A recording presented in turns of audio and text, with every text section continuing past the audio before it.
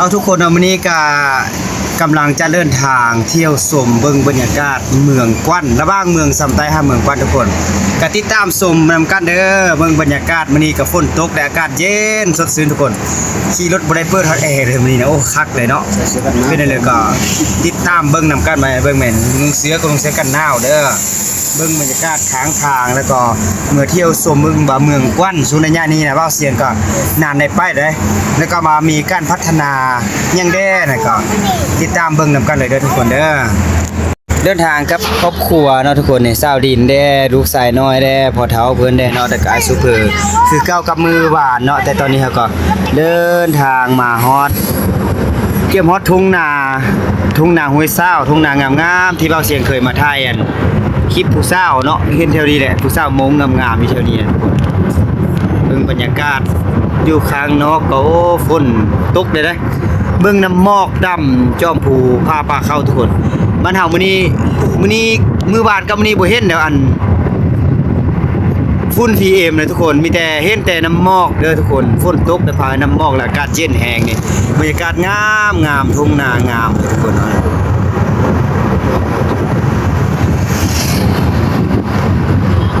ชาวเมืองสำไต้แข้งพันธุ์ของพวกเฮานี่ก็เกี่ยมจะลงสู่ฤดูกาลเฮ็ดนาเด้อเฮ็ดนาปีเนาะทางขวามือโอ้ไทยแล้วเนาะไทยแล้วเด้เขาเจ้าบางคนเขาก็ไทยแล้วก็เกี่ยมตกกาได้ทุกคนโอ้อากาศเย็นจ่อยๆเด้อ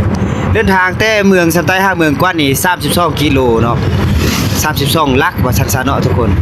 ไปกลับก็60กว่าลักเด้อเดี๋ยวมื้อนี้เฮาก็จะเก็บภาพงามๆทางเมืองกว้านให้ FC ได้เบิ่งเนาะบรรยากาศโอ้คักสดชื่นเลยทุกคน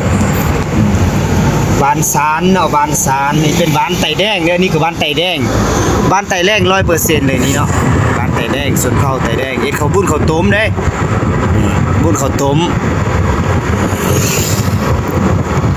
บ้านซานแต่กี้เขาเอิ้นบ้านซบซานเนาะเขาเปลี่ยนมาเป็นบ้านซานโอ้พัฒนาหลายนะเฮือนงามหลายหลังเกิดขึ้นหลายแล้วแคมทางนี่ทุกคนเพราะว่าเรื่องการซื้อการขายมันก็มีการพัฒนาเนาะเรื่องเงินเรื่องทองก็ลั่งไล่กันเข้ามาทุกคนเป็นต้นขายซาลีบ่ขายเขาบ่แล้วก็ขายเครื่องปลาของลงสาวบ้านนะเขาจะก็เฮ็ดให้มีเงินเฮ็ดเฮือนเฮ็ดซานนี่แหละทุกคนเอ้ยเพราะว่าเขายามนี้ก็แพงเนาะเขาซ่านเขาเปลือกก็แพงซาลีก็ได้ราคาแพงขึ้นจังซี่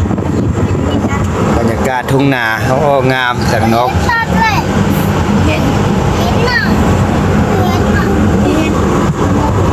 ตอนนี้ก็กำลังไต่สั้นฟูขึ้นทุกคนเนาะมีบ้านคนลาวมงลาวลุ้มอยู่ตามตั้งเหือนตั้งศาลอยู่ตามแคมทางเนี่ยทุกคนโอ้มีงานเนี่ยนี่มีงานเนาะยังบ่ดินบุญยังบ่แล้วเถือบ่ต้นไม้ก็เขียวงามเนาะฝนตกแลสินะก็เป็นบรรยากาศหนึ่งทุกคนที่มีความอุดมสมบูรณ์บ้านเฮาคือป่าไม้บ่เลี้ยงงัวเลี้ยงควายโอ้เขาเจ้ายังเลี้ยงงัวเลี้ยงควายหลายเนี่ยคือเมืองสำไต้นี่มีรายรับหลายเนาะปีนึงเขาเจ้าขายเป็น10โตนะ10โตนี่โอ้ได้เงินเป็นเกือบ100ล้านเนาะขายควาย10โตนี่ฝากธนาคารไว้ได้เงินได้หลายแต่มาเฮ็ดเฮือนสินะเบิ่งเขาเจ้าหลายคนว่ามีเงินงามเป็นยังว่ามีเงินงามแต่ว่าเบิ่งวิถีชีวิตของเขาเจ้านี่ก็คือการเลี้ยงสัตว์นี่แหละปลูกฟื้นเลี้ยงสัตว์เป็นหลักเนาะเป็นบรรยากาศหนึ่งที่มีความอุดมสมบูรณ์เนาะนี่ใต้สั้นภูขึ้นทุกคนน้ำหมอกป้าทุกคนอยู่เทิงคุณน้ำหมอกนะสุดยอดเลยทุกคนเนาะบรรยากาศเย็นแห้งเนาะเย็นแห้ง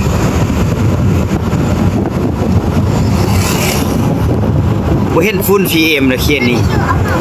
มีแต่น้ำหมอกปกคลุมสั้นฟูนั่นเนาะ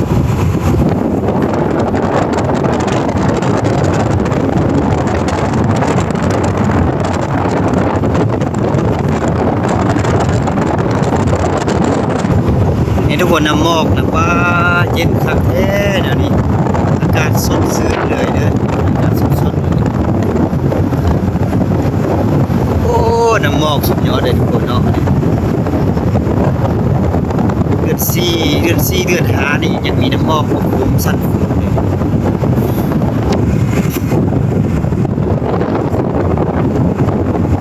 แล้วก็จะเห็นเยี่ยมเห็นส่วนกาเพเขาเจ้าเลยบ้านนาลานี่โอ้อากาศเย็นที่สุดเขาจะปลูกกาเพอีกประมาณ2กิโลนี่ก็พอแล้วบ้านนี้ทางเส้นนี้จะออกสู่เมืองกว้านแล้วก็ใกล้ไปทางหนองแฮได้ทุกคนตอนนี้เขาเจ้ากำลังสร้างทางอย่างบ่สำเร็จเถือทางเสียงขว้างเนี่ยเขาเจ้าอันเฮ็ดทางลาดย่างมาฮอดชายแดนเนาะแต่ทางเมืองกว้านแค่หัวพันนี่หยังเด้อยังเป็นทางดินแดงอนาคตนี่คิดว่าเบ้าเสียงเที่ยวไปเวียงจันทน์นี่จะเดินทางสายนี้แหละเพราะเป็นเส้นทางที่บ่ใกล้แล้วก็ระยะทางก็เป็นทางลัดที่สุดเลยใต้สั้นภูขึ้นน่ะทุกคนใต้ความสูงขึ้นเนาะเพราะว่าอยู่เมืองกว้านนี่เป็นเมืองที่อยู่สูงอยู่เข้าเนี่ยจะผ่านอากาศเย็นทุกคนนี่เนี่ยใต้ความสูง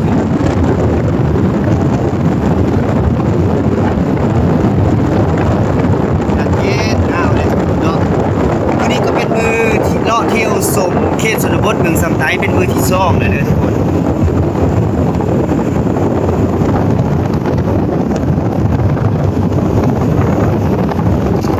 ป่าไม้เขียวงามทุกคนเลย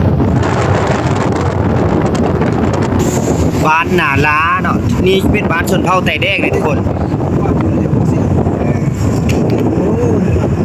บ้านสนเผ่าไต่แดงบ้านนี้เป็นบ้านที่ปลูกกาเพรับต้นของแขวงหัวผัดได้เลยบ้านนี้นะป่าไม้ที่เขียวงามอยู่จอมฟูแมนส่วนกาเพเลยทุกคนส่วนกาเพหลายบ้านนี้เนาะเป็นบ้านไต่แดงเด้อแล้วก็มีคนต่างประเทศมาลงทุนเด้มาลงทุนปลูกกาแฟเนาะบ้านนี้เป็นบริษัทยูนิคอฟฟี่เนาะต้นฉบับของยูนิคอฟฟี่เป็นจากบ้านนี้เลยยูนิคอฟฟี่ส่งไปอเมริกาส่งไปต่างประเทศ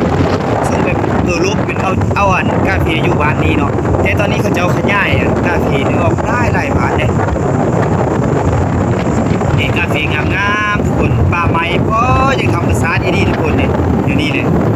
เป็นบรรยากาศหนึ่งที่อุดมสมบูรณ์เนาะชาวบ้านนี่เขาจะเฮ็ดไร่เฮ็ดนาเด้อบ้านนี้เฮ็ดนาเนาะเฮ็ดนาปลูกเขาแล้วก็ขายกาแฟแล้วก็ไปซื้อเขาก็เป็นการหมุนเวียนเนาะเขาเจ้าบางเพื่อนเขาจะปลูกเขาแล้วเขาหัดปลูกกาแฟนี่โอ้งามทุกคนงามนี่อากาศเย็นนี่เย็นที่บ้านเสียงเคยไปนี่อยู่ปากซองแดนนาวนี่อากาศจะบ่เย็นซ้ำอยู่บ้านนี้เลยแหละปากซองนี่อากาศยังบ่ซ้ำนี่นะก่อนนี้นะอากาศเย็นแล้วก็เย็นเป็นพิเศษเด้อบ้านนี้นะเมืองสำไทยแขวงหัวผันนี่บ้านนี้อากาศเย็นเป็นพิเศษกว่าหมู่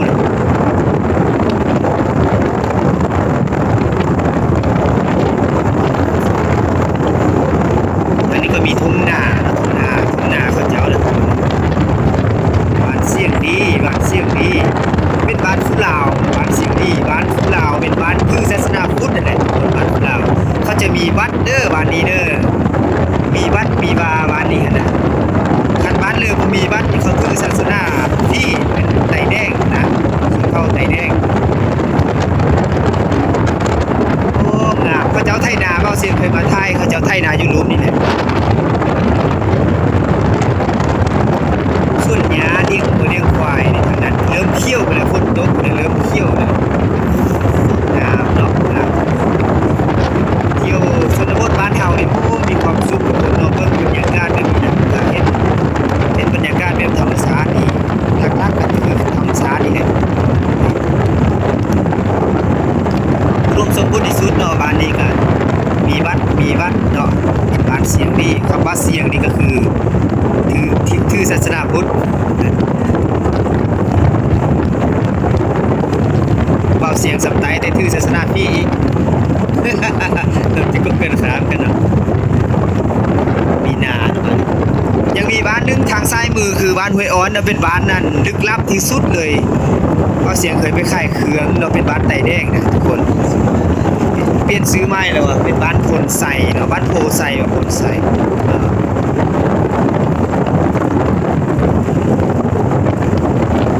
ป่าไม้เขียวนอคมไล่เด้อบ้านดี นอกคมก็ไล่วันนี้ทุ่งหนาวงามนะ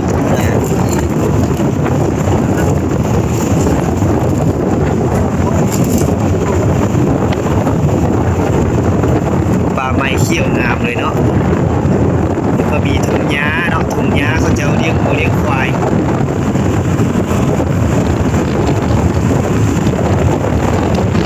เขาปลูกหญ้าตามสันฟูนะเลี้ยงวัวนะคนเลี้ยงวัวเวลาอัดนานะเวลายามเฮ็ดนาเขาจะขึ้นป้อยตามนี่แหละนี่งัวเขาเจ้าเลี้ยงนี่ก็เป็นงัวแบบพื้นบ้านนะงัวแบบงัวเขาเอิ้นงัวหรืองัวขี่ประมาณนี้นะงัวน้อยๆจังซี่คือถ้าเทียบซึ่งงัวอยู่ในเมืองนี่บ่ได้ได้งัวเป็นงัวพันธุ์เนาะตัวเยอะน่ะ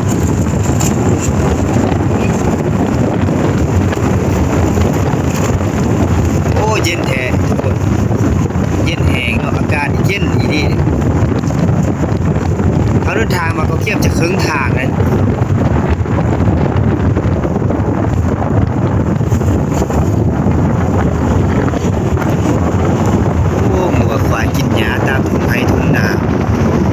นี่ก็คือการอัปเดตเส้นทางระหว่างเมืองซำใต้หาเมืองกวาด FC ได้เบิ่งเนาะ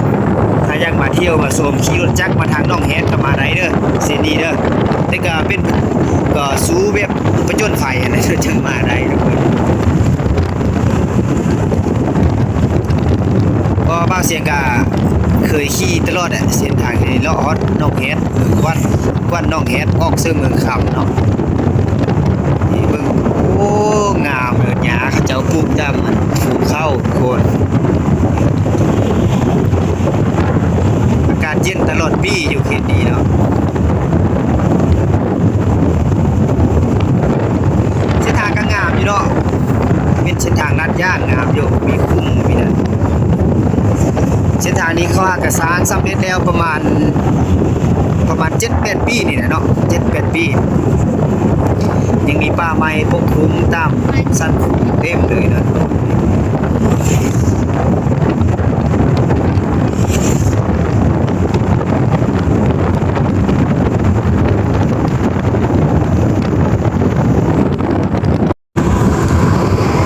ไต่สันฟูขึ้นทุกคนเนาะไต่ความสูงขึ้นเนี่ย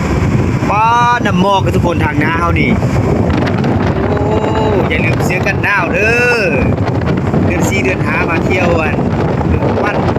แล้วก็เมืองซำใต้ก็บ่พันอย่าลืมเสื้อกันหนาวโอ้นี่ภูเขาได้นี่เห็นไหน่ะนี่ภูเขาไหน่ะทุกคนแล้วดูนี่ก็ได้รูปภูเขาไหของเจ้าได้งามเขตหนาวแล้วหญ้าก็จะงามใต้สั้นฟูเลยถูกบอลเขาเลี้ยงวัวนะเลยโอ้เย็นคักทุกคนเย็นอีดีเด้อเย็นคักเลยเฮือนชนเผ่ามงเนี่ยเขาสังเกตง่ายๆเลยเนาะคือเฮือนเขาจะเฮ็ดตั้มนะอยู่จอมฟูซุ้มแบบนี้เนี่ยยานฟ้าโดมเนาะยานฟ้าโดมยานสยุมาเนี่ยจะเฮ็ดตั้มแบบติดนี่เลยนี่แล้วก็อากาศหนาวแล้วก็ให้เธออุ่นดีได้เนาะลมมันจะมาพัดเขาไล่ความสูงมาทุกคนเนาะโอ้เห็นอากาศเย็นจ้อยเลยนะหมอกทุกคนหมอกสุดยอดเลยคักเลยเนาะโอ้น้ำหมอกกับเบิ่งแม่ทุกคนน้ำหมอกคักดีเด้อนี่รถมาแก้สินค้าเนาะ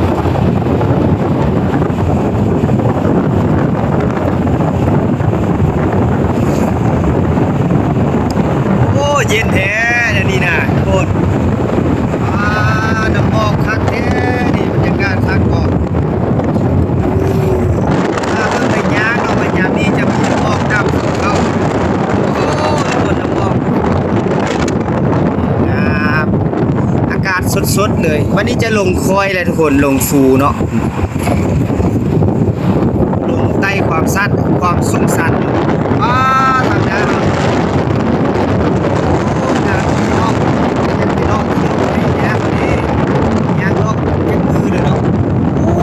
วิวน่ารักล้านเลยทุกคนวิวรักล้านเลยการได้มี50เป็นอย่างก็เสียงคนใช้มาถ่ายคลิปอยู่ซึ่งเวลาที่เด้อการมาถ่ายคลิป FC ได้เบิ่งอีกอย่างฉะนั้นคน FC ได้เบิ่งแล้วก็อย่าลืมเด้อกดไลค์กดแชร์กดติดตามเบาเสียงแน่คันอยากสนับสนุนเบาเสียงก็ง่ายๆเพียงแต่ส่งซุปเปอร์แดงฝากซุปเปอร์เซ็ตมาทาง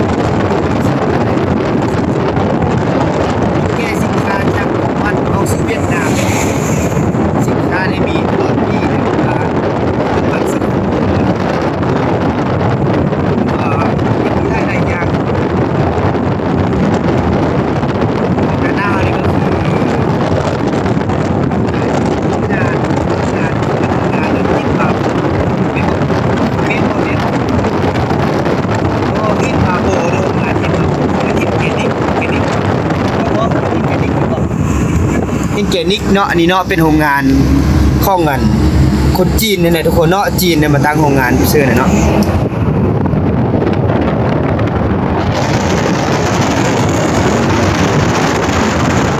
อันนี้เป็นข้าวทิพย์เลยวันนี้มันสักครู่นี่เป็นราคาวันนี้โอ้ได้มาตรฐานเนาะได้ราคาจะแบบนี้เนี่ยเอาโอ้เขาจะปลูกแบบธรรมชาติเทือนหัวของมันนะบ่ตึงเดี๋ยวก็ให้เธอบ่ได้มาตรฐานก็เลยบ่เอาประชาชนก็เสียให้งานละลาได้จังซั่นเขาก็มีการชดเชยก็คือจะประมาณนั้นแหละเนาะทุกคนเนาะเพราะเสียก็ยังบ่ได้ทางเพิ่นจักเถือเนาะเดี๋ยวนี้กำลังไต่สันฟูลงบ่มีธงเฟียงเด้อทางแขวงหัวพันทางน้อยที่สุดก็มีเฟียงไต่สันฟูขึ้นบ่อนมืดๆน้ำหมอกนั่นแหละ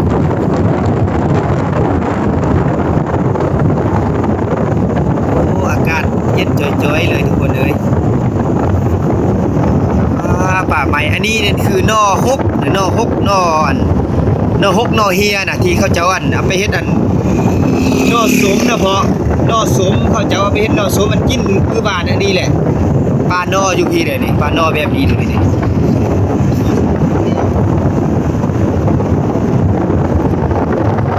โอ้มีแต่หมอกเนาะทุกคนในบรรยากาศเป็นวิคักที่สุดเลยเนาะหมู่บ้านเขาเจ้าตั้งอยู่ตามสันฟูตามติ้นพร้อมฟูนี่ทางเส้นนี้แล้วซำไตเมืองกว้านออกเสื้อหนองแหนี่เหมาะแก่กับการขับรถจักรหรือว่ามอไซค์เนาะขับไปเส้นนี้นี่คักออกไปใส่ปากสันแล้วก็ออกไปใส่นครหลวงหมู่บ้านเล็กๆโคตรงามๆเนาะอยู่หลุมโอ้ส่วนไรเขตนี้เป็นบ้านชนเผ่าไต่นะชนเผ่าไต่แดงนี่ไล่เนาะชนเผ่าไต่แดงนี่ไล่ที่สุดเลยนะบ้านลุ่มนี่ก็เป็นบ้านชนเผ่าไต่แดงกับมงเนาะที่เขาเจ้าถือศาสนาฟรีเมื่อเลยมงก็แม่นเนาะมงก็ถือศาสนาฟรีก็ไต่แดงก็คือกันเนาะ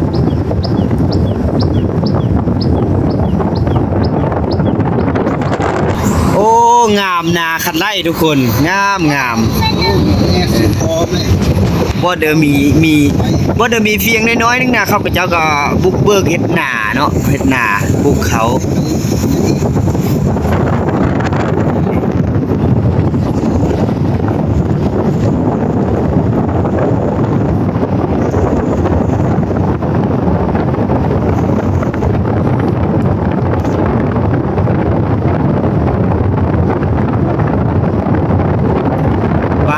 อินโอ้บ้านนี้ธรรมชาติงามที่สุดเลยเนาะ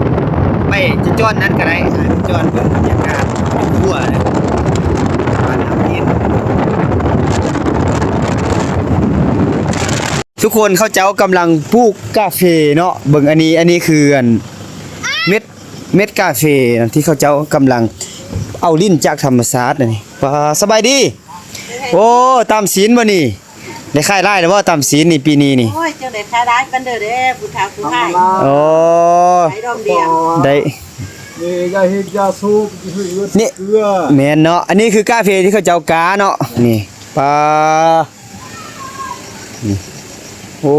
คักแท้เนาะนี่บรรยากาศคักเลยทุกคนนี่เพราะกาเฟที่เขาเจ้ากำลังกระปลูกโอ้คักเลยยังมีขี้งัวขี้ควายตามหมู่บ้านทุกคนยังธรรมชาติริบๆเลยนี่บ้านน้ำอินปลูกกะโอ้นี่นั่นก็ชาวบ้านปลูกกาเฟกำลังกาเม็ดกาเฟโอ้คักแท้เนาะโอ้ระวังพลาดขี้งัวเด้อไอคิวโอ้คักป้าบรรยากาศแบบนี้ที่ห้าชมเลยยักษ์บรรยากาศที่เฮาเดินทางเนาะเที่ยวชนบทเมืองสำไตเมืองกว้านจะเห็นน้องๆที่อยู่ตามหมู่บ้านแคมทางนี่ทุกคนเลยเอาขนมมาเฮ้อเขาเจ้าเนาะตามเล็กตามน้อยไปซะนี่ยังมาอุ้นนี่แม่นบ่มาใบโอ้ผู้สาวน้อยนี่นั่นผู้สาวงามอีกมาใบกินขนม ฝุ่นจากธรรมศาสตร์เป็นขี้งัวอันนี้ไปปลูกกาแฟโอ้คักแท้ เหนื่อยตาบัวมัน จุเจ้ากวาดเอานี้เลยแมันบ่พอตอนกลางคืนงัวจะมานอนตามนี้เนาะ คนเอามาปนลิ้นเขา โอ้คัก อะไรกินขนมเดียว นี่อย่างนี้เนี่ยอย่างมาโอ้น่าฮักแต่ผู้สาวน้อยนี่ ได้ถูกบ่ มาถามก่อนดูซื้อหยังเนาะผู้สาวนี่เนาะ จุมุกไปแล้วตาเบอกินขนม มาสบายดี เชียว สบายดี สบายดีบ่ สบายดีโอ้สบายอันนั้นได้สบายดีโอ้ซื้อหยังเด้นี่ซื้อหยังลูกซื้อหยังซื้อมุกเฮียนห้องเลยแล้วนี่ปอหนึ่งลูกนี่เลยขวัญซื้อขวัญเนาะขวัญใจบ่ขวัญหยังนางขวัญมาเอาขนมมาให้น้อง โอ้ขอบเจอได้ เจอได้ดู ไอ้ที่เดือขอบเจอน่ะครับ เจอได้ดู มายืนถ่ายรูปก่อน ยืนอยู่นี่นี่คือทางนี้ เด้อเด้อมาทันดีพะเราเด้อ อยู่ไอ้นี่ หนึ่งสองสาม มันไต่มันไต่ โอ้ครับเดินทางต่อแล้ววันนี้ไปวันนี้อ่ะบ๊ายบาย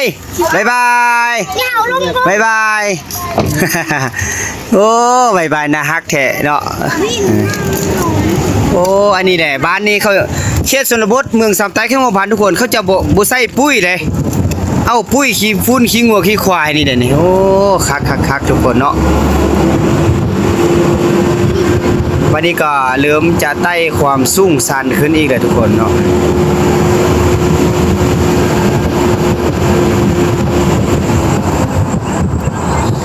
เด็กน้อยนะฮักทุกคนเนาะแต่ละคน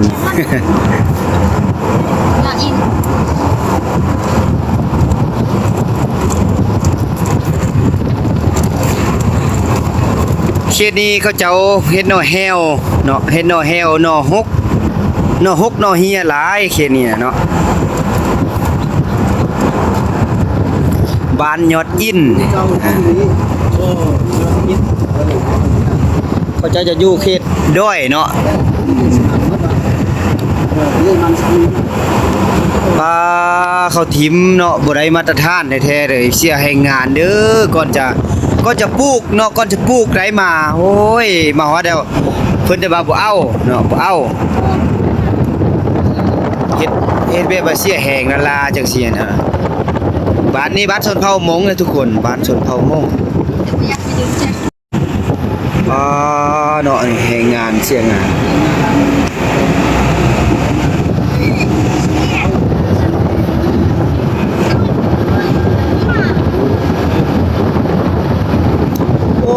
คักเลยถูกอากาศว่าเย็นคักแต่อากาศนี่งามในเหือนซุปวิวนี่งามที่สุดเลยทั้งเหือนแบบนี้ วิวคัก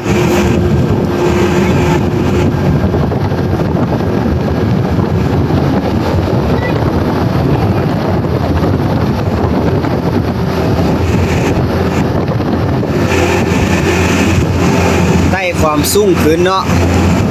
ไต่ความ ความสูงขึ้นเนี่ยทุกคน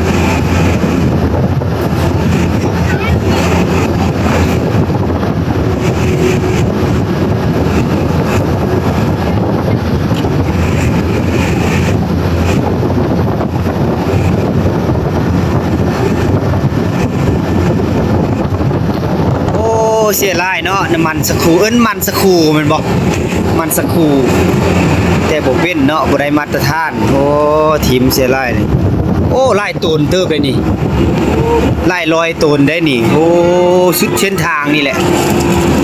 นี่อันยังอยู่กลางไหแน่เนาะโอ้เขาไหว้ทีมนี่ยามเนียนผู้บัดอื่นดีกว่า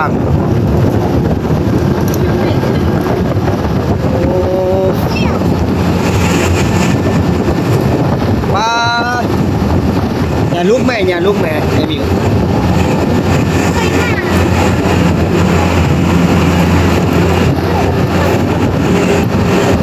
โอ้เหือนสนามเนี่ยไต่ความสูงขึ้นทุกคนไต่ความสูงขึ้นนี่ทางคดเนาะ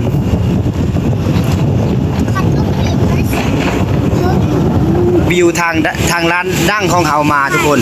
จะถ่ายให้เบิ่งโอ้แต่ว่ามันตึบๆนี่สุดยอดเลยเนาะ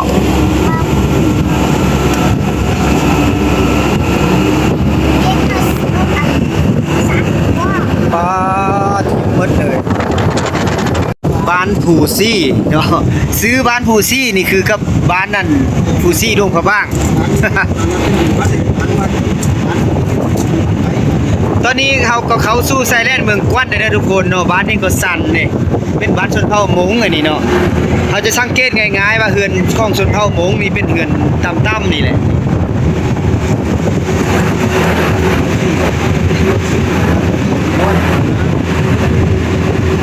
เขาสู้ไซแลนด์เมืองกวนได้ทุกคนเนาะในบรรยากาศคักเลยเนาะ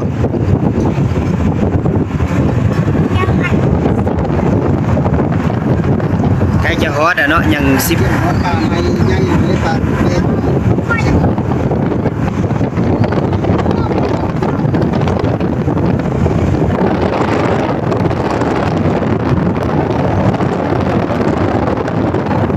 บ้านนานนังแข็งๆ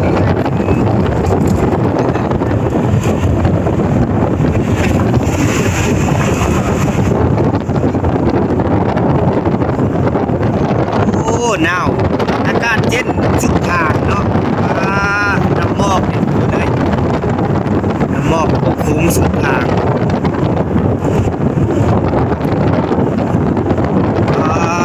นี่คือมันสกูเนาะ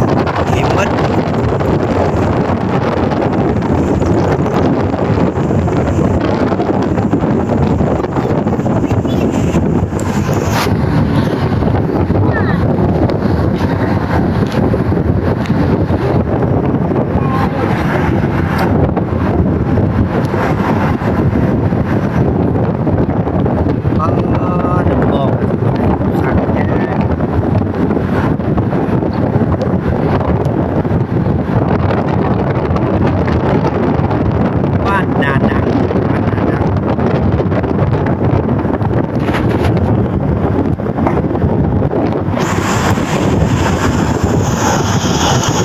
บ้านนี้มีมงชนเผ่ามงชนเผ่าไต้แดง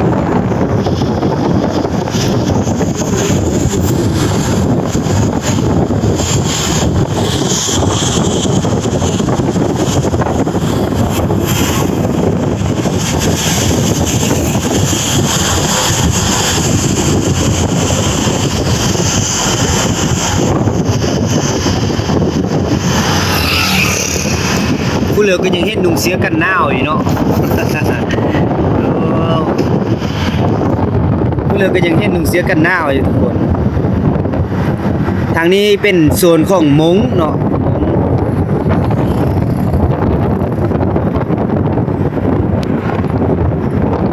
สาวมงกระโปรงลาย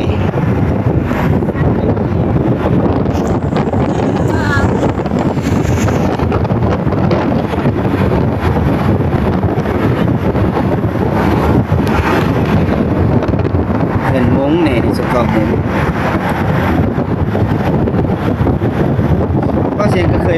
ทิงอยู่นี่เด้นอนอยู่นี่เด้สงสารคือคักแท้อากาศเย็นจ่อยๆอากาศเย็นจ่อยๆเทียบจะฮอนเมืองกวันน่ะบ่ใกล้เนาะป้ามันสัก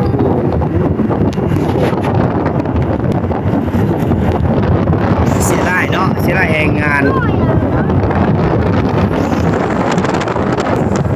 เส้นทางงามโอ้เสียดายขี้เหงื่อ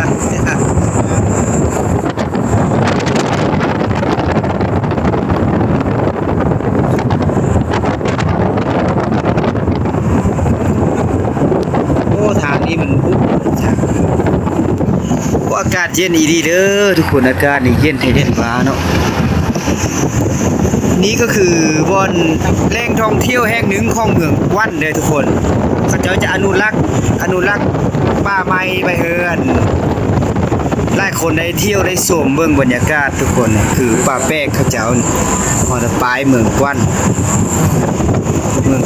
ยินดีต้อนรับ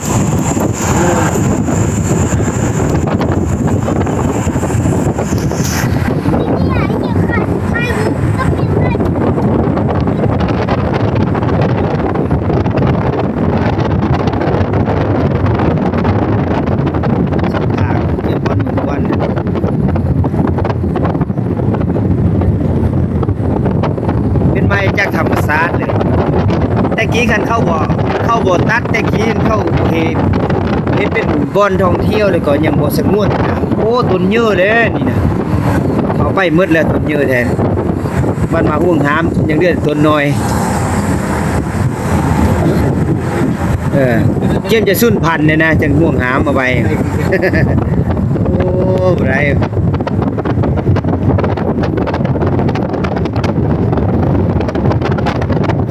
ไต่สั้นฟูลงเลยทุกคนเนาะจังน้อยยังเป็ดเกาลักในก็ฮอดเมืองกว้านเด้อฮอดไวเด้อทุกคนเนาะทางก็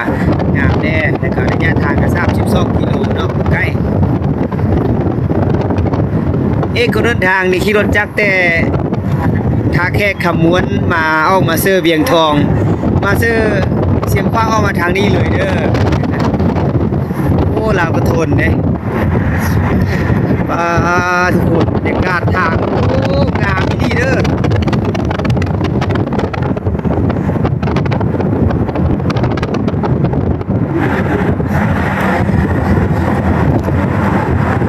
เมืองซัมไตกับเมืองกว้านนี่บริษัทหินมาโบหรือว่าหินนั่นเจนิกนี่เนี่ยไล่ที่สุดเลยเนาะเพราะว่ามีฟูฟ้าไล่เนาะ มันจะมาเอาหินมาโบนี่แหละ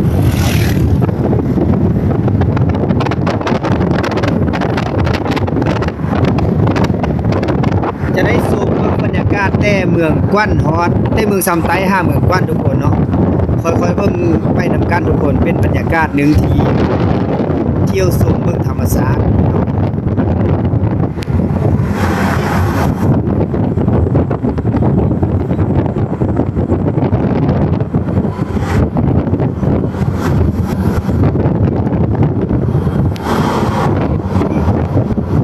จีนส่วนหลายเนาะจีนที่มาสัมปทานหินมาโบหินเกรนิก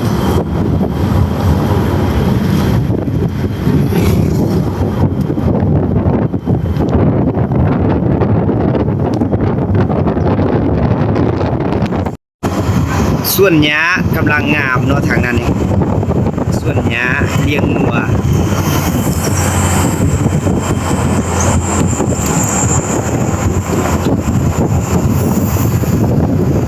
โอ้งามบรรยากาศงามเลยทุกคน ร้านนั้นมีสินค้านั้นมันฟ้ามันย้ายคือ โอ้ใหญ่หวานนะเนาะโอ้หวานไหม้ได้นี่โอ้มาอยู่ไกลกับองค์เฮียนนี่เลยโอ้น้ำท่วมเขาใหญ่หวานเนาะทุกคนโอ้เป็นหวานน้อยๆต่างอยู่ตามจอมฟูนี่ทุกคนเนาะบ้านน้ำกว้างที่เขาจะยกย้ายขึ้นมาช่วงก้อนนี่อยู่หลุมพุ่นน่ะแต่ว่าน้ำท่วมแห้งคือช่วงระยะเดือน10เขาเจ้าก็เลยยกย้ายขึ้นมาตั้งอยู่เถิงนี้ พื้นที่ตั้งบ้านตั้งเฮือนนี่ค่อนข้างยากหน่อยนึงนะอยู่เขตผู้ด้อยนี่นะจักสิตั้งอยู่บ่อนเด้อเพราะว่าแต่ละจุดมีแต่ฟูแต่เข้านั่นนี่แหละเนาะไปตั้งบ่อนเด้อบ่เบิกบ่อนเด้อแบบว่าความเสี่ยงหลายมันก็ยากเนาะนี่บ้านนี้มีห้วยน้ำเนาะห้วยน้ำมันเป็นนั่นห้วยน้ำจากธรรมชาติน่ะเวลาน้ำมาแห้งจะท่วมบ้านท่วมเรือนเขาเจ้าเด้โอ้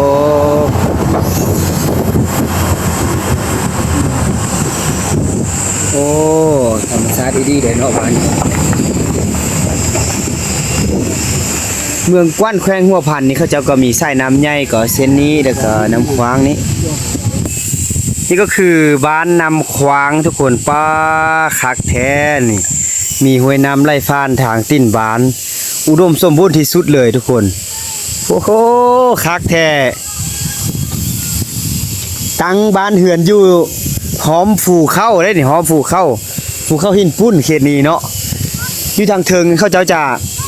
ตัดหินมาโบเอิ้นหินมาโบเนาะโอ้คักเลยทุกคนอากาศก็เย็นเนาะอากาศเย็นเด้อแต่กี้นี่เฮือนเขาเจ้าไล่อยู่แต่ว่าน้ำท่วมเขายกย้ายขึ้นนั่นเทิงเนาะขึ้นอยู่เทิงโอ้บรรยากาศคัก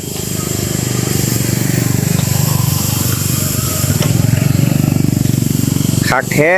น่ะนี่โอ้อากาศร้อนเนี่ยต้นป้วมก็น้ำเลยแหละเนาะน้ำเป็นสีคุ้นๆเนี่ยเพราะฝนตกตลอดช่วงนี้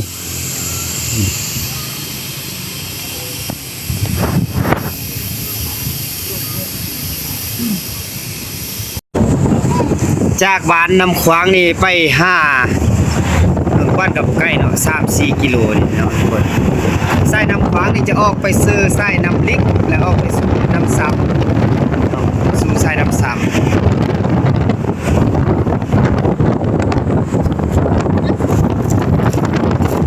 ทุกคนเมืองกว้านในที่ว่าเสียงเลยเลาะเบิ่งบรรยากาศอันไทยชนบ้านชนเผ่ามงตามแคมป์ไซแลนด์อ่ะยังงามที่สุดเลยทุกคนเป็นบ้านเฮือนไม้แล้วก็เป็นไม้ลงเหล็กที่ว่าเสียงท่าพ่อเจ้านี่โอ้บ้านนึงเฮือนหลังนึงนี่เลย40 กว่าปีเลยนะไม้ยังบนโลกบ่เลยมันจะมุงก็ไม้อันเดิมก็ไม้หมดเลยนะแต่ว่าไม้มีราคาไม้แพงที่สุดเลยแหละเนาะเป็นบ้านชนเผ่ามงอยู่เมืองกว้านนี่นะสุดยอดวิวทุกคนวิวงามสุดเส้นทางเลยเนาะ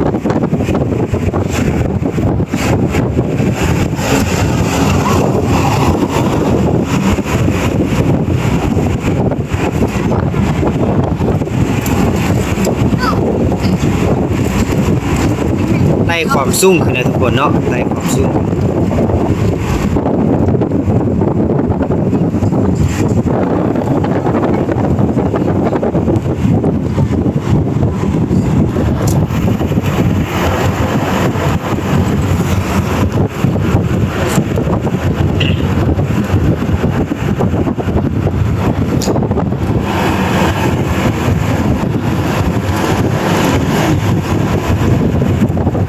ไปทางนี้ก็จะมีไซแลนด์ออกสู่เวียดนามเลย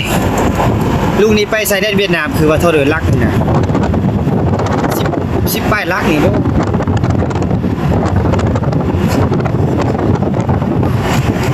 ประมาณ17-18 กิโลนี่นะฮอต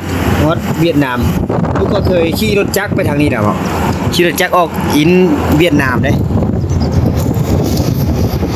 โอ้มืดอยู่ว่ะคือฝนจิตกเลยนี่ใส่ฝนจะตกล้อทุกคนนี่เบิ่งไหมงัวเนาะนี่เขาเจ้าเลี้ยงงัวนี่งัวกินหญ้าตามนี่ทุกคนโอ้คักเลยบรรยากาศคักอีดี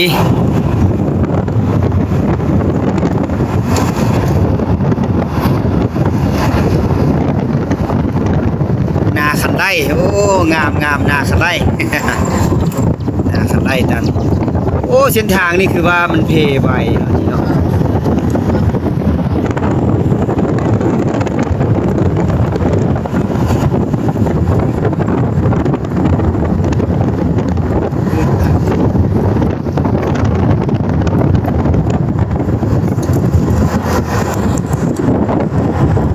เสียงนี่คืออะไรสิ ขึ้นแล้วก็เลาะไปก็ได้เลาะอ้อมทางนู้นลงมาแล้วก็ได้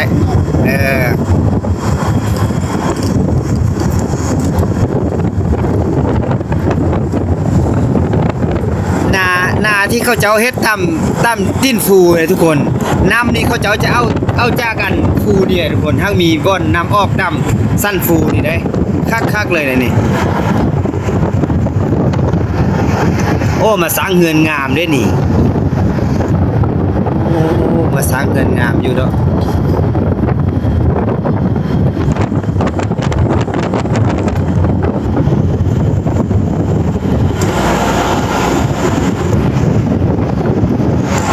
มืดครึมเลยน้ำหมอกครึมเลยเนาะฝนจะตกคัก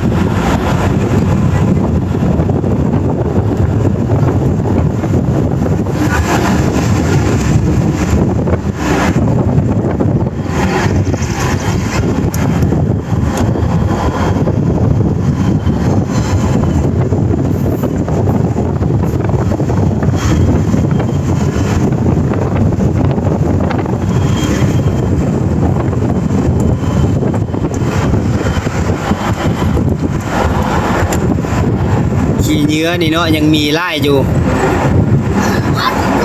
โอ้นาไล่งาม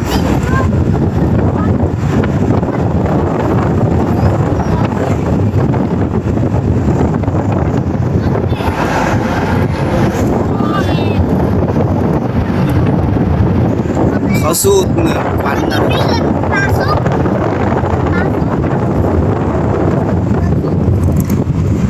ซุปอาหาร ก็เสียงมันกินนั่นก่อน แม่นล่ะ เนื้อปลาชุกเลย บรรยากาศเมืองกวันเด้อทุกคน โอ้นี่คือสถานีรถเมล์ของเมืองกวันเนาะ ไอ้เกิดปลาชุก จะเมืองกวันนี่ฮะก็เปิดเมืองไรประมาณ9 ปีนี่บ่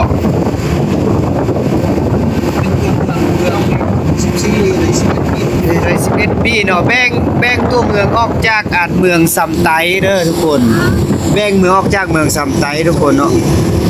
11-12 ปีเนาะการพัฒนาก็เบื้องนี่ก็คือว่าไวบาอยู่ได้ทุกคนการพัฒนาอย่างไวบาทุกคนเอ้ยเนาะ แต่ว่าเป็นเมืองน้อยๆนึงนะทุกคน ปลาชุกเลย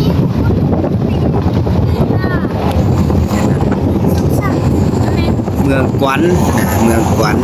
งามโคคักเลยเด้อทุกคนงามนี่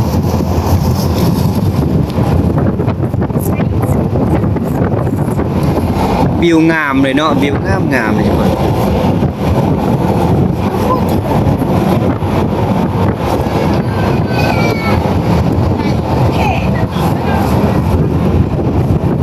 ส่วนนี้ส่วนเท่ามงส่วนเคียนนี่โอ้งามอีนี่ทุกคน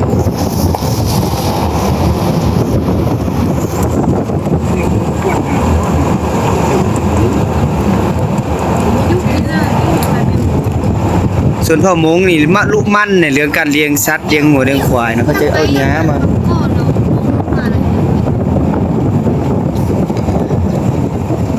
ลืมไหม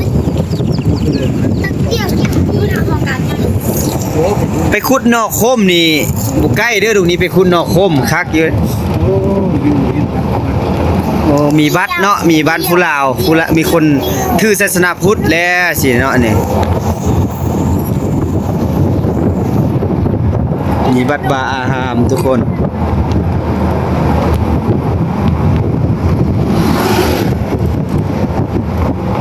เพื่อนชื่ออาปาเลย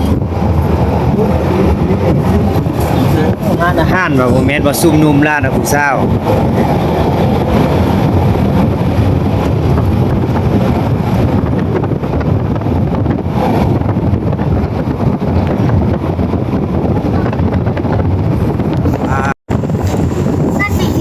เส้นทางที่ออกสู่หนองแฮดเป็นไปนี้เนาะทุกคนไปทางนี้แหละไปโอ้เขียวงามเลยงาม บรรยากาศแบบนี้นะงามก้อนนี่ก็พัฒนาขึ้นทุกมือเลยเนาะ การพัฒนาแต่ละจุดแต่ละบ่อนมันก็เปลี่ยนแปลงไปตลอดเลยทุกคน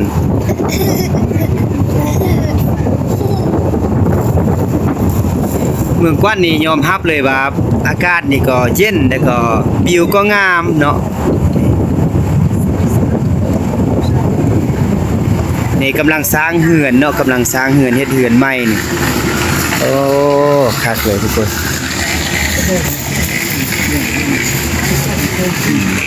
งามวิวก็งามเนาะ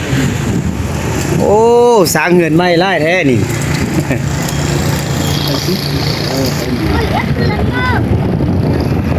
ออกสู่หนองแฮนมันไปทางล่างเขานี่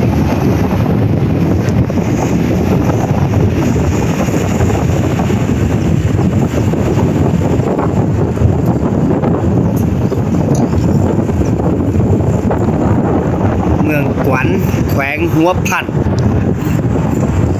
โซนนี้เวียดนามเนาะที่มาขายเขืองเข้าเมืองซัมไต้กับเมืองกวนเนี่ยเขาจะจัดเป็นโซนเนาะจีนอยู่โซนหนึ่งเวียดอยู่โซนหนึ่ง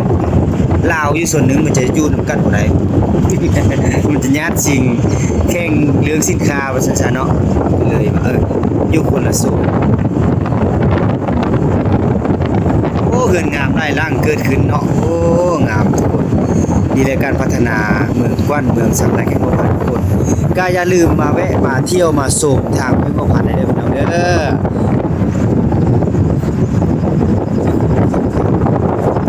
เส้นนี้เป็นเส้นกลางเมืองเส้นใจกลางเมืองร้านอาหารก็มีหลายอยู่เนาะเมืองกวนนี่แล้วก็บ้านพักก็มีเนาะบ้านพักบ้านเช่ามีร้านอาหารโอ้กินหอมแต่เจ๊น้อยจะมากินบ่ปีกันเลยเด้โอ้ยเขาบ่เป็นทานปิ้งมาบ่โอ้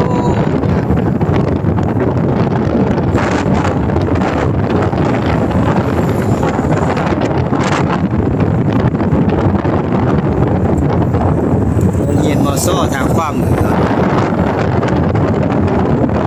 ได้เส้นทางวันเพราะว่าเขาจะเยี่ยมเปิดเมืองแล้วเขาจะแบ่งเส้นทางก่อนนะจะพาเฮ็ดการพัฒนามันจะง่ายขึ้นว่าเสียงก็เคยมาพักอยู่บ้านพักแถวนี้เนาะมันนอนไล่ขึ้น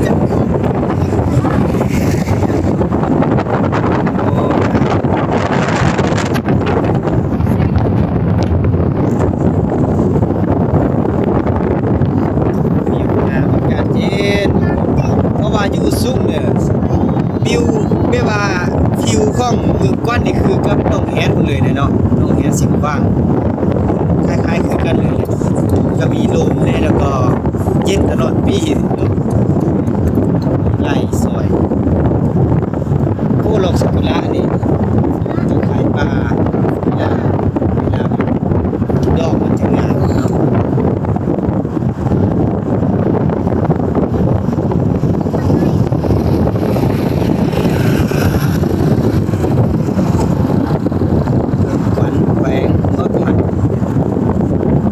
นี่เป็นสาขาอยู่ทางเมืองสัมไต้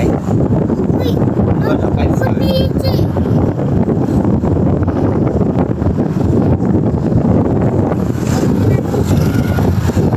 สีเข้า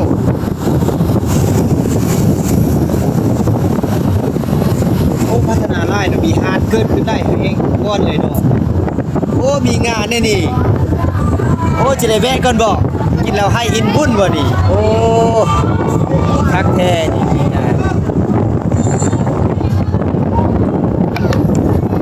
เดี๋ยวเราจึงมาอินบุญนำเข้าเด้อเลี้ยวซ้ายนะ ตามไปหน่อยเขา ตลาดโอ้นานเลยมาเลยเป็นปีเลยทุกคนบ่ได้มาเป็นปีแล้วว่าเสียงบ่ได้มาโอ้จะมาเลาะตลาดน้อยเนาะอาหารสดจากธรรมชาติเอง จับเขาไปนะ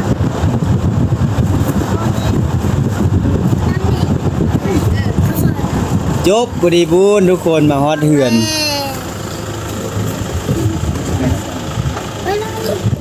จอดนอกอีกก็ได้ จอด ทุกคนเนาะนี่ก็คือคลิปที่เฮาเดินทางจากเมืองซำไต้ขังหัวพันมาฮอดเมืองกว้านนะทุกคนคลิปนี้บ่าวเสียงก็จะจบซ้ำนี้ก่อนก็อย่าลืมกดติดตามบรรยากาศคลิปต่อไปหรือว่า EP ต่อไปเลยทุกคนเอาสบายดีบ๊ายบายได้ทุกคนบ๊ายบายบ๊ายบาย